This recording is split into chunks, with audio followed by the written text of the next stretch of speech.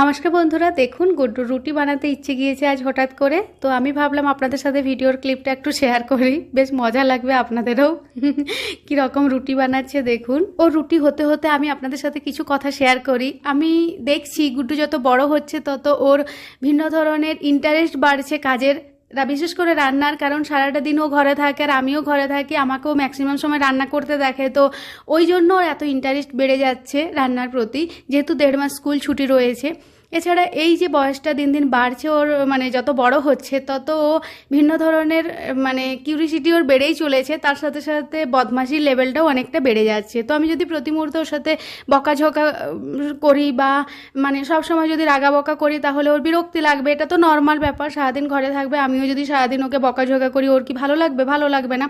তো আমি কিছু কিছু জিনিস ইগনোর করি। যেরকম এই যে রুটি বানাবো বলছে, তো এখানে বকাঝকার কোনো কিছু ব্যাপার নেই, কারণ এটার কোনো মানসিক বা শারীরিক হেলথ খারাপ হবে না। আমি একটু সিরিয়াস থাকলেই হলো যাতে উনুনের কাছে না যায়, এই রকম একটা ব্যাপার। তো আমি কি করলাম, আটার যে লেচিটা বানিয়েছিলাম সেটার মধ্যে একটু বেশি পরিমাণে আটা দিয়ে দিলাম যাতে ওটা লেগে না যায় চাকির মধ্যে। তো তারপর রুটিটাকে বেলার পর আমি আবার কিছুটা পাতলা করে নিয়ে তারপর একটা বড় বাটির সাহায্যে কেটে দিলাম। আসলে ওর ইচ্ছে হয়েছে আমার মতো ফুলকো ফুলকো রুটি বানাবে, তো এমনিতে তো হবে না, যেহেতু কেটে দিলে রুটিটা ফুলে যাবে, তো সেই কারণে এই ব্যবস্থা। আর আমার মনে হয় এইসব ছোটো ছোটো জিনিসগুলোতে যদি ওকে বকা না দিয়ে ওর কথা শোনা হয় তাহলে ওর যেরকম কনফিডেন্স লেভেলটা হাই হবে, তার সাথে সাথে আমার সাথে ওর বন্ডিংটা ভালো হবে। ইভেন ওর কোনটা ভুল কাজ কোনটা ঠিক কাজ সেটাও বুঝতে শিখবে। আমি যদি বলি যে গুড্ডু এটা ভুল, তখনও ওটা কিন্তু শোনে। তো এই কারণেই শোনে। তো দেখুন এখন আমি রুটিগুলো ফোলাচ্ছি, ও পিছন থেকে একটা স্প্যাচুলা দিয়ে মারছে। তোমার রুটি তো গোল গোল ফুলে গেল গো। হ্যাঁ, তা তুমি রুটি বেলতে শিখে গেলে? হ্যাঁ, মজা এসেছে? না আর নয়, অনেক করেছো, এরপর যা খেয়ে নাও। আর এই যে ওর বানানো প্রথম রুটিটা ফুলতেই ও ভেবেছে ও পারফেক্ট রুটি বানাতে শিখে গিয়েছে। ইভেন ও সব রুটিগুলো বানিয়ে ফেলতে পারবে। তো আমি দেখলাম এটা ওর ভুলটা ভাঙানো দরকার, যে ও এখনও শেখেনি, ওকে প্র্যাকটিস করতে হবে।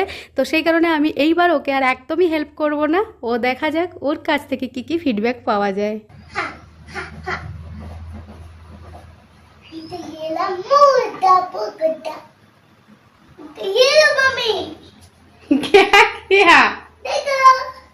ओ होगा क्या?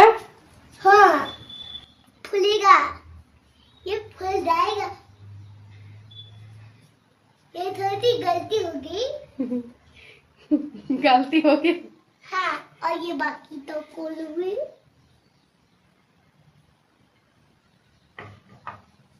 उसको तुम सांप बना लो, जाओ स्नेक बना लो।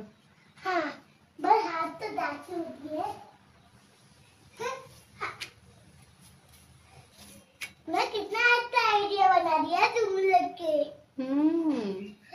मैं तुम्हें कितनी अच्छी बच्ची हूँ, मैं इसलिए इसे बनाया ये बालक। बहुत अच्छा बच्चे हो क्या? नहीं मैं बताया इसलिए। अच्छा, लो देखती हूँ कैसा बोलता है ना?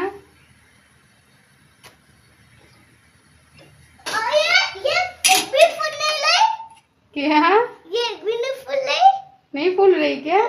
क्यों नहीं फूल रही है? गैस को इतना जोर से बना लोगे पूरा पूरा आग लग जाएगा ना किधर? उसमें, ज्यादा आग गैस का हीट हाई कर दो तो उसमें आग लग जाएगा ना। मजा नहीं, मैं ये के बना दूंगा।